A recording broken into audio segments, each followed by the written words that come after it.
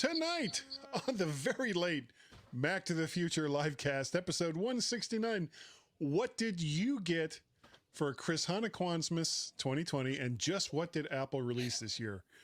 No, that's kind of it. Did you expect like Shakeysphere or something? Yeah, we're not going there. So that's what you got to deal with.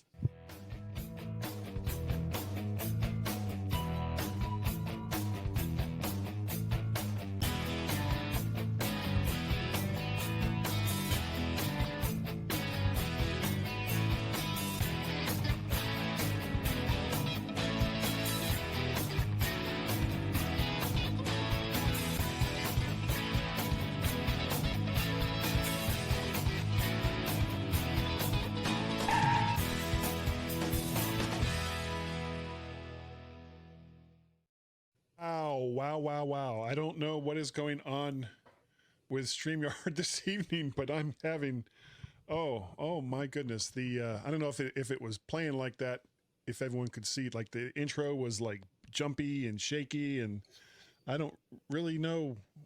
I don't know if this is a problem for me or a problem with StreamYard or just the end of the year. 2020 is going to get its last digs in before it goes away.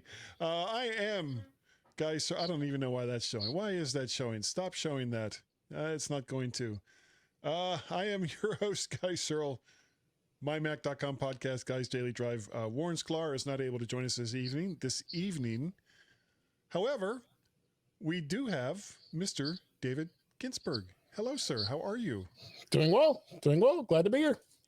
Yeah, and see, I can't get rid of... it's not like letting me push that away. Yeah, I see my name, Dave, at the bottom there. Yeah. It won't go away. It's toggling between different styles, but yeah, I mean, this is just like so bizarre. You know, if I click on it, it should go away. Like if I click on your lower third, it goes away. Yeah. But for wait, hold on. There it is. See, they made some kind of setting change obviously you can't see it, right. But at the very bottom of the screen, there's something that says show display names. It's like a checkbox. I never have that checked. In all the time I've been doing this show, I never have that checked. Darn them. So yeah, I don't know what's going on. My brain is hurting me. We have some comments. Frank Petrie says, good evening. Oh, look at that. Yeah, those are even like, looking weird. Yeah, that's like... They changed it. Yeah, they have... Yes, they have. Let's do a long one here. Is there a long one we can put in there? Okay. So... All right. I don't know. StreamYard has made some changes. Without telling you. They neglected to tell me. So...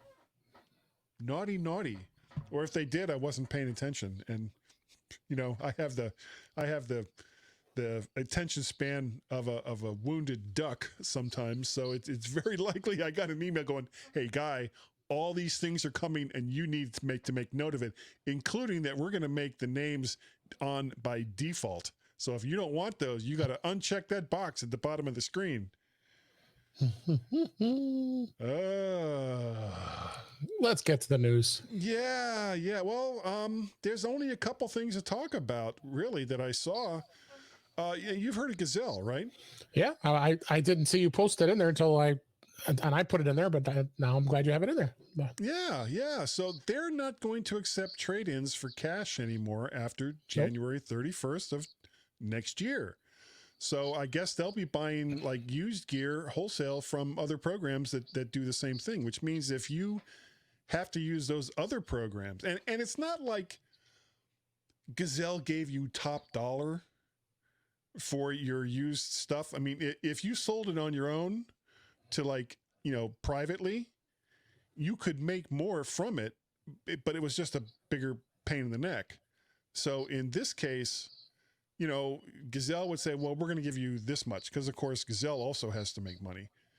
So, but now they're not going to do that anymore. So if you were expecting to get top dollar for, your iPhone or whatever it is you have, yeah, I wouldn't count on that. So why don't you take the next one? Even with the pandemic raging, Apple has had a record year in App Store sales. They was it $200 million in sales for the whole year or something like that? 279 million. Yeah. Versus, and that's our next little news item there.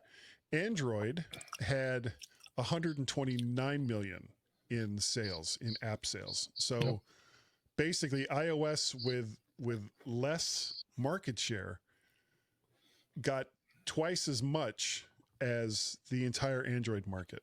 Yep. So they're doing something right. You know, we were on Chuck's show. Yeah, Mac Voices Live. And if on Tuesday, now, you know, if you're coming here to see us, you know, number one, thank you. We really, really do appreciate the fact that you take the time, to do it. However, if you want like just a really, really crazy show that can go in like in directions that you have no idea where it's going to go, and poor Chuck trying to run herd on all of these different personalities that come in, and he'll have anywhere from like 5 to 7 people in that room at one time. And remember, and this is a room that usually lately anyway has included me, and I'm not even the one that's instigating most of the issues. You were like a saint. I've been shocked. I was being so good because Chuck was looking so harassed. Oh, he was mad. He was like, okay, all right, come on, let's bring it back. Let's bring it back. And it's like, no, we're going to go off in these other directions. But it's really, really a fun show. He does it at 8:00. And you can see a broadcast of it over in the Mac Voices Facebook room, as well as on he isn't it also done over onto YouTube, the Mac Voices? Yeah, he's got it on YouTube and Facebook now. So you can go to youtube.com/Mac Voices to see us too. Yeah. It's a great show, and it's usually about this. It's like about an hour. It's an hour. It goes over a little bit sometimes, but it's a really, really fun show. Go check that out. And Chuck, I'll be expecting my check in the mail, please. Thanks. Yeah. And you've got another one here. What's this other one? This is 9 out of the top 10 smartphone activations on Christmas Day 2020 were iPhones. Interesting stat of the 10 phones that were activated, only one of them was Android. It was an LG, and the number one activated iPhone for Christmas Day was the iPhone 11, and then followed by the iPhone 10R, and then the 12 Pro Max, and then really, and then so the older phones were the ones that had the most activations on Christmas Day. Yeah, so people are still buying those 11s, and then you go all the way down. The SE was up there with as well, of course, no surprise there. But even 8 Plus and 8 was still being activated too. It's all those phones people bought from Gazelle. That's what happened there. Yeah, there you go. Yeah, so that was I talked about this on my show. That was a good stat to see, and good to know. I'm glad to see that more and more iPhones are being activated. Yep, Frank Petrie, top 9. And his website and his wife, Jane. Okay, they're getting off into the Jetsons. Yeah. What does that say? I don't even know what that says. What? Peroration malfunction. Oh. Okay. I don't know. Frank, you'll have to translate for that for us. I'm very confused. Yep. So Christmas is now come and gone. Yep. Did you get anything special? Did Santa bring you something special? And I know we're not going to go into it, but I know there's drama. He did. There's drama. No drama. No, that Santa was very good to me and decided to buy me a Mac Mini, an M1 Mac Mini. I got the base model, the 8 gigabytes RAM and 256 solid state. I'm happy as a clam. I was very, very pleased to see it. This thing freaking screams. I'm just Are you blown using away it right now? Not on this. No, I got it right next to me though, to my right. It's I've been doing some testing on it, and I definitely noticed a difference. When I'm using my Intel Mac here, I have a Core i9 Intel Mac, so I got some pretty big horsepower on my MacBook Pro 2019. But but then good to see a lot more universal apps are out there now. Like even Firefox and all the Apple apps, of course, and even Office, and of course I've already had to install a few iOS apps to play around, see how that goes. Yeah, it's and you're using yours now, so it's. Wait, hold on. I lost your audio. Uh-oh. What just happened here? Oh, God darn it. I am going to do something here on the fly. I'm going to switch over to my headphones, which I think you also did earlier. Right, had to. Mine were just a second. in trouble too. Editors, cut here. Still there? Yes. Yeah, I had to do this last night on Chuck's show too. I don't know. It's happened to me, and these AirPods have been wonky with the Big Sur, I think. Well, I know, I've had, I don't know, well, you haven't got yours set up yet, I think. I had some Bluetooth issues with the M1, which we can talk about. But, so you got, well, we can talk a bit about it in just a little bit more. Yeah, I got the base model. You got the M1 Mac Mini. The Mac Mini, 8 gigabytes and 256 gig solid state. More than sufficient. I actually, if I remember a couple weeks ago, I had that 1 terabyte OWC solid state drive in an enclosure. I just got that plugged right into the Mac Mini. That's going to be my external storage, and got it set up nice. I got it up on my desk, and plenty of storage, plenty of horsepower, and I'm happy. Yeah. I'm curious to know, you've got like, are you using an Apple Bluetooth keyboard and Apple mouse and all the rest of that? On my MacBook Pro, I am. I have the Magic touchpad, and I got the keyboard, and I haven't been having too many problems with that. I have a wired Apple keyboard because I have a 4-way KVM switch through IO Gear that I switch between 4 different computers. So I got a couple of other work at Mac Minis, and then I got a PC. It's actually a Surface. So. Okay. I got some nice stuff too. Now I'm sure I've talked to you about this before. I'm a big fan of trackballs. Right. So I had a Logitech M570 trackball Bluetooth that I've been using for years. Well, for whatever reason, Logitech has decided, is best to my knowledge, to not update the drivers for a lot of their current Bluetooth gear. I don't know if it's because they're going to new things or what, but that M570 wouldn't work anymore, and I was really disappointed because I love that thing. But what I found was this right here. I don't know how well you can see that. It looks almost exactly like the M570. It's from this company called Jellycomb. I got this as a gift. And the cool thing about this is not only does it have, the 2.4 gigahertz dongle, which you can see I'm not using. Right. It also works off of regular Bluetooth 5. Great. And you can assign it. They have one address for 2.4 gigahertz, and then they have 2 Bluetooth 5 addresses. So I'm using this with the M1 Mac Mini as well as the Mojave Intel Mac Mini that I have sitting over there.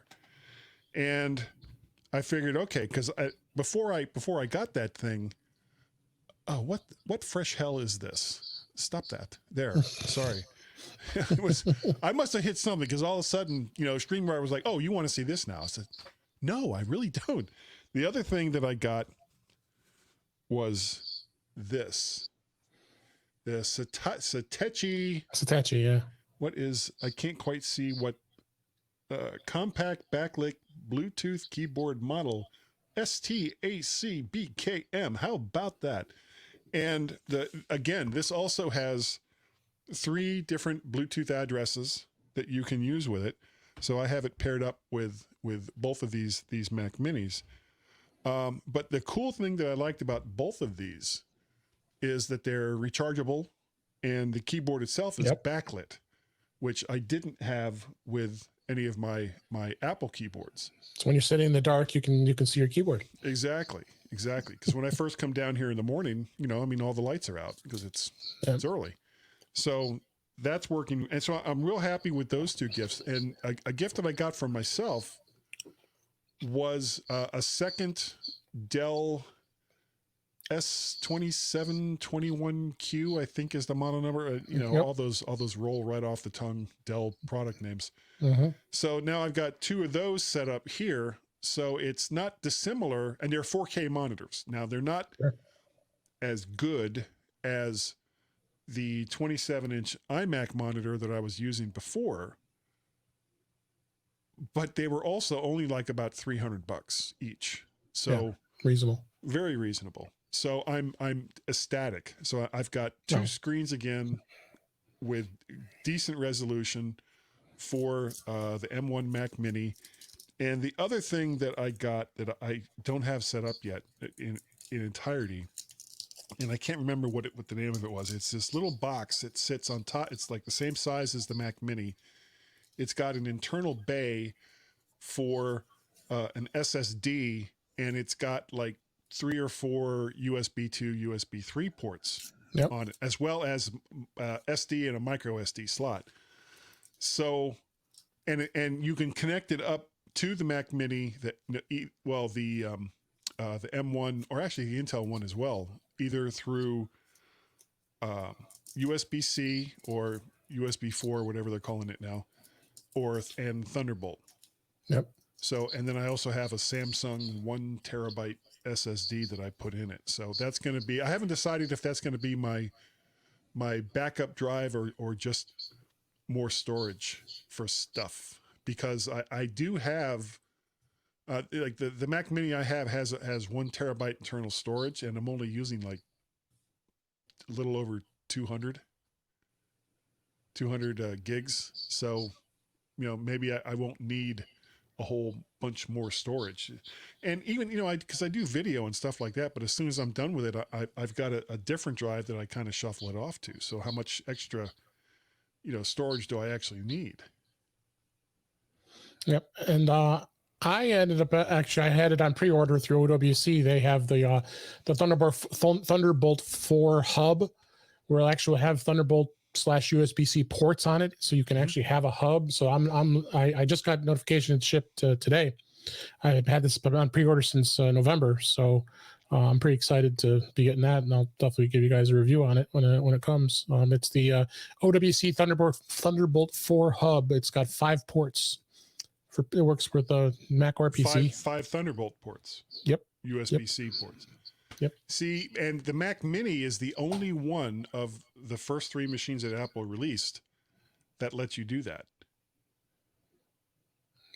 Because each one of those Thunderbolt ports on the back of the Mac Mini, and someone can correct me if I'm wrong, are actually capable of having another USB 4 / USB-C / Thunderbolt connected to it. So there's that. So I didn't get that. I'm pretty psyched. I'm gonna get this, and because the Mac Mini's got two Thunderbolt 4 ports, but it can really handle a lot of bandwidth, and I think the stock's going to make this hub's going to make a big difference. Yeah, I'm sure it will. All right, well then, I can't think. What else did I get? Anything else? No, I don't think so. I got that sort of that Presonus microphone. Dude, that mic sounded horrible yesterday. I'll be honest with you. I do not have it dialed in. I don't have it dialed in right. Okay. So you got some work to do on it then. I do. It's actually a very nice microphone, and when I was listening to it through some recordings that I had made with Hindenburg, and it sounded great. So I don't know what it is. I'm obviously doing something wrong. It's kind of complicated the way it works, but no other microphone that I've seen does the stuff that it does. So there'll be more on that later on. But as you can tell, I'm back on my wonderful buttery smooth Heil PR40. All right, let's go on and talk about Apple's year. Because it's been a pretty amazing year for Apple.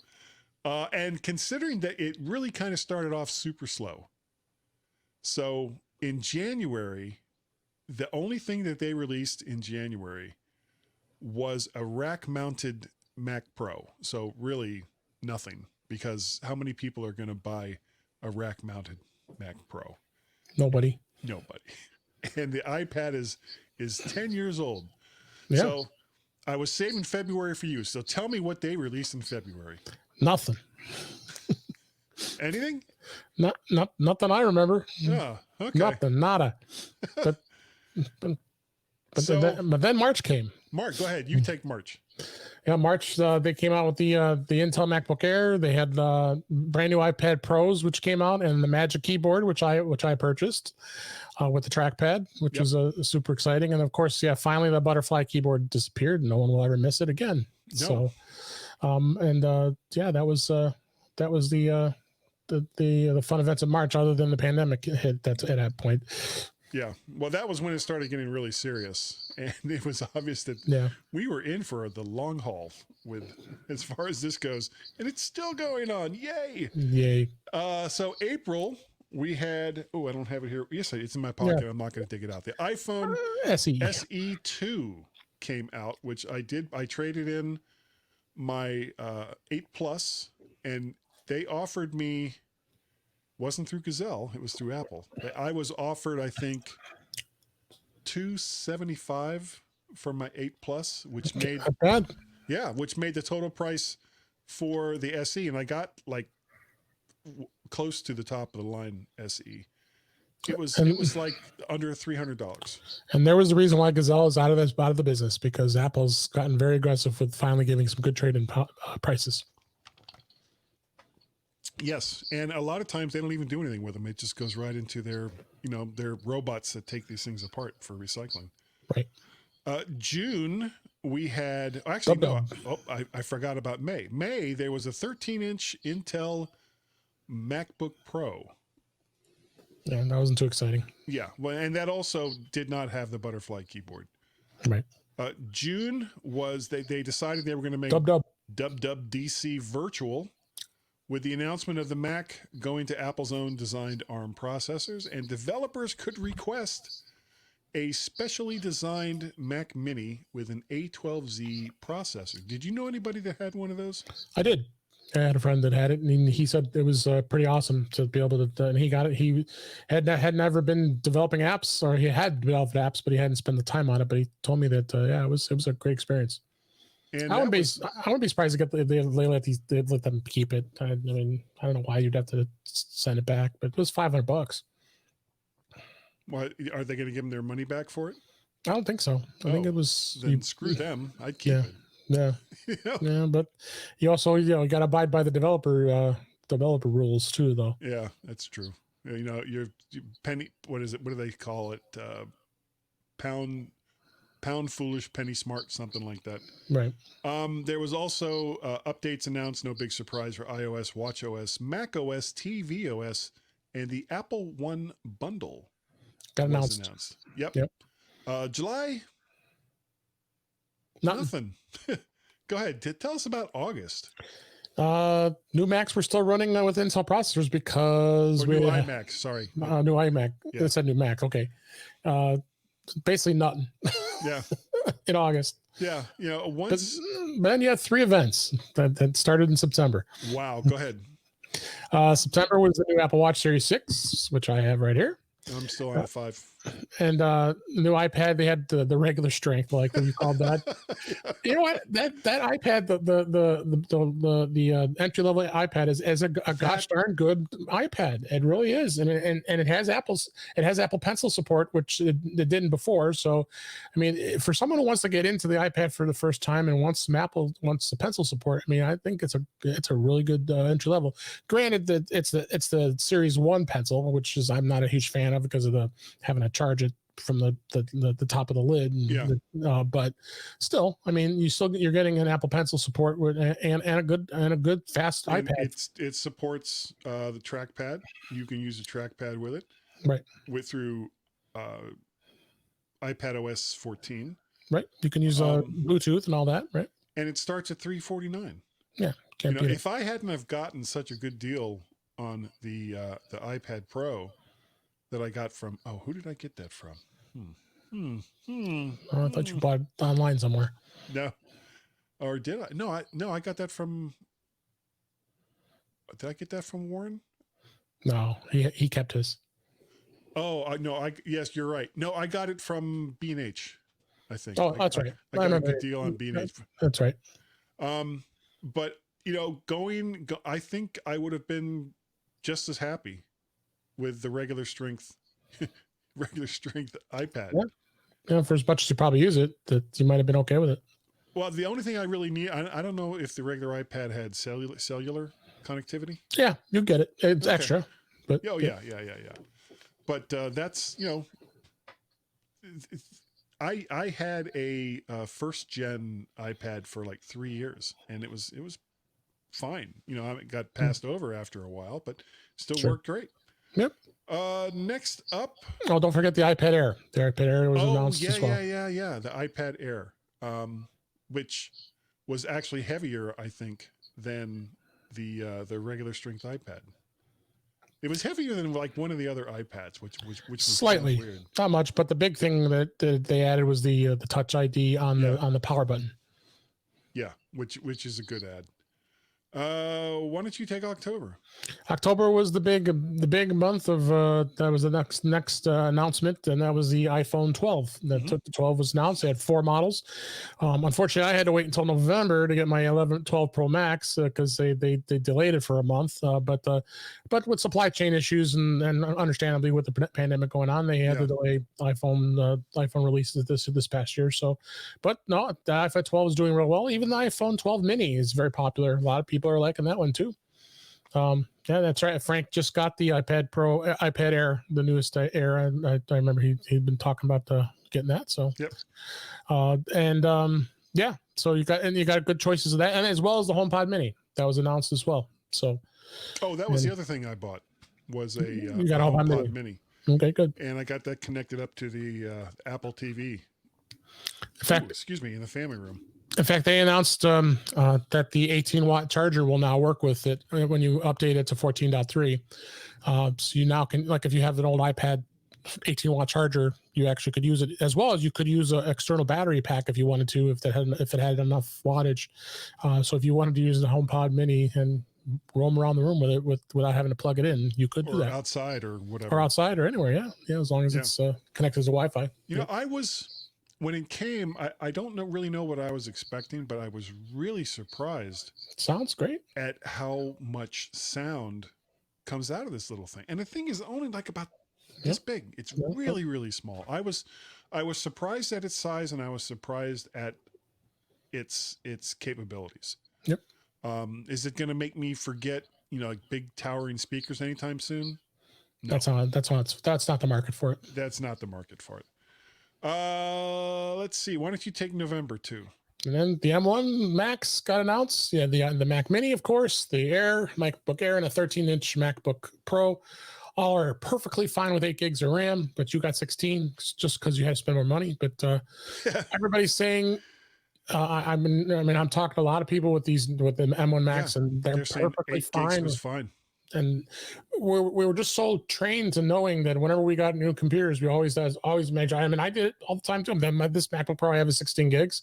I always upgraded. So it's definitely fine with 8 gigs. And that was probably one of the biggest with the Apple Silicon, the big announcements on there, and the SoC chip. Everything's on a single system on a chip here. So I've been thinking about this.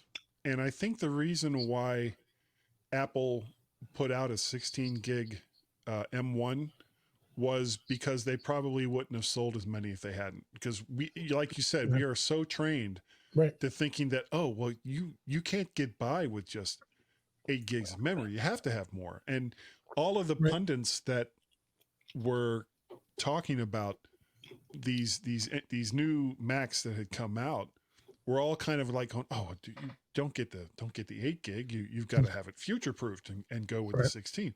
But the thing is, we have no idea what the future is going to bring.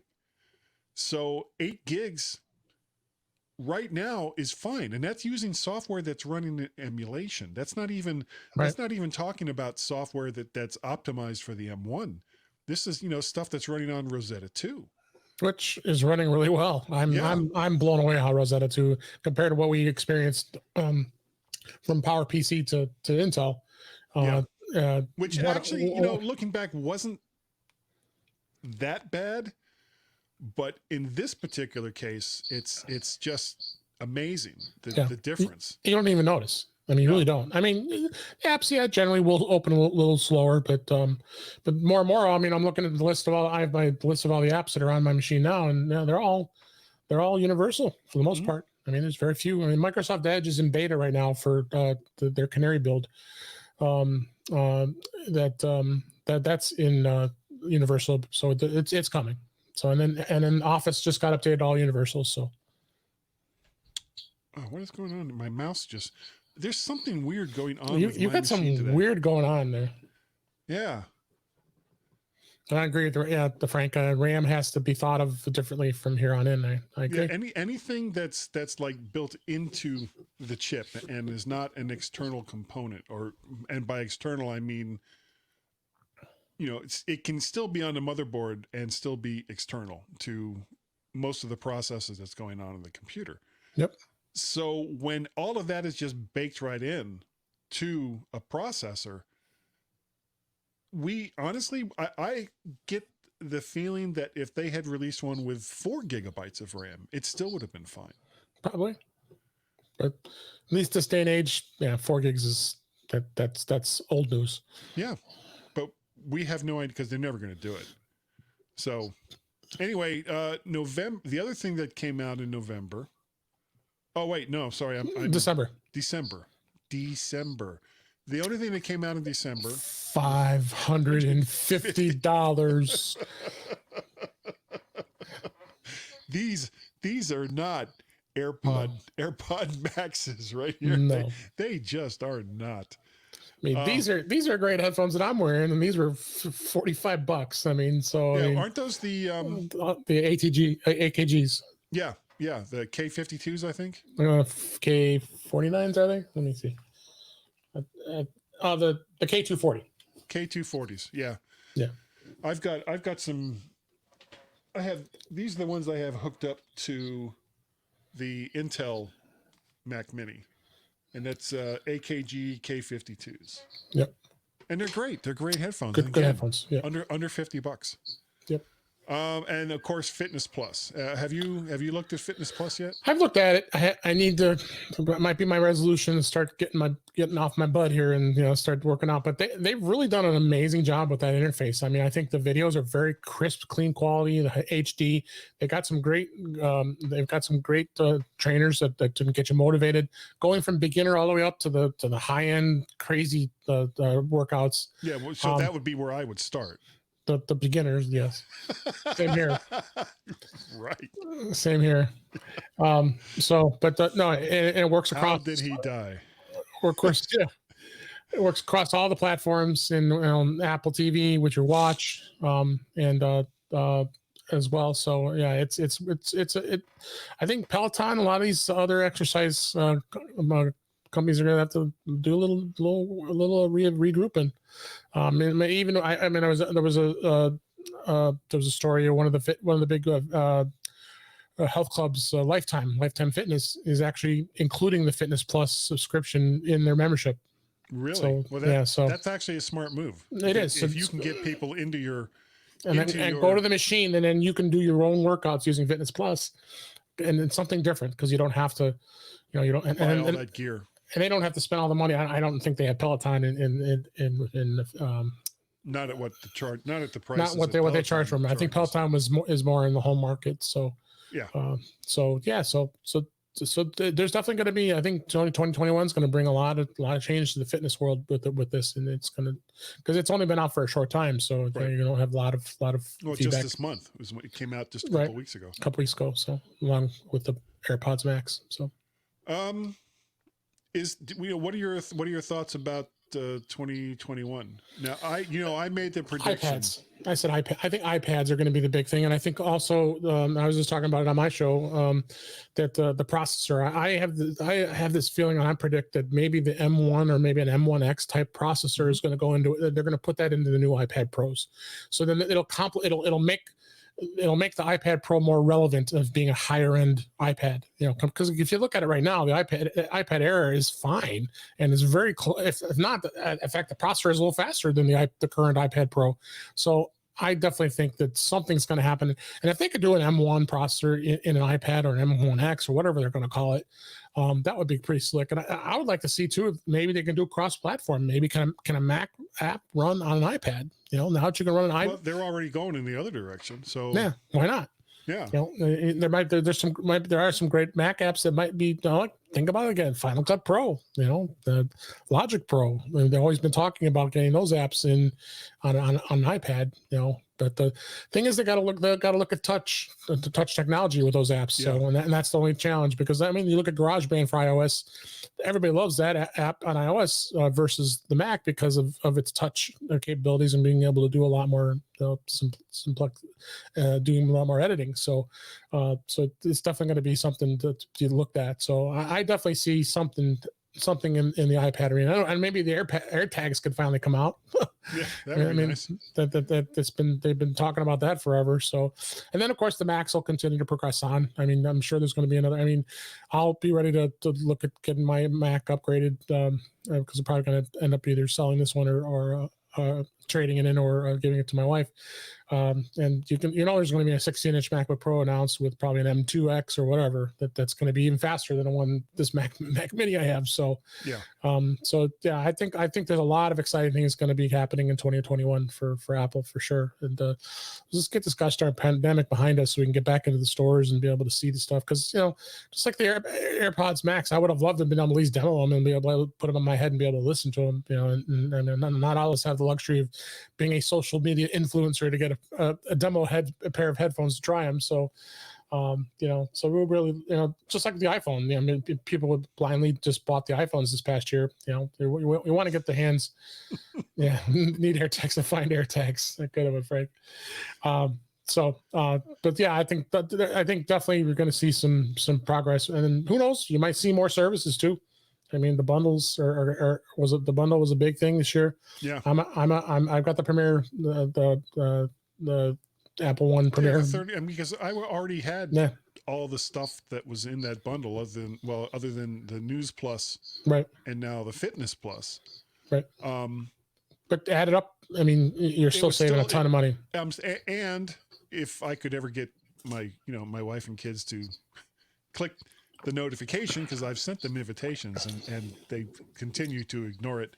Yeah, well, it's like, okay, I'm not gonna. It's more work for me. So if you don't want to do it, that's fine too. Yeah. I believe that instead of an iPad that runs Mac apps, we're going to get a touchpad Mac.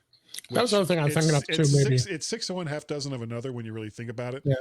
But for people that want to run Mac applications, I think just in marketing alone, it makes more sense to call it a touchscreen Mac.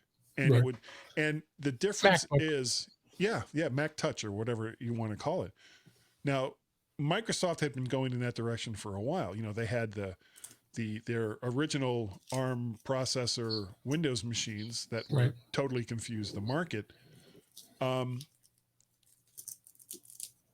where they made their mistake was not letting people understand that this wasn't the same machine as what you got when you got an Intel Windows machine.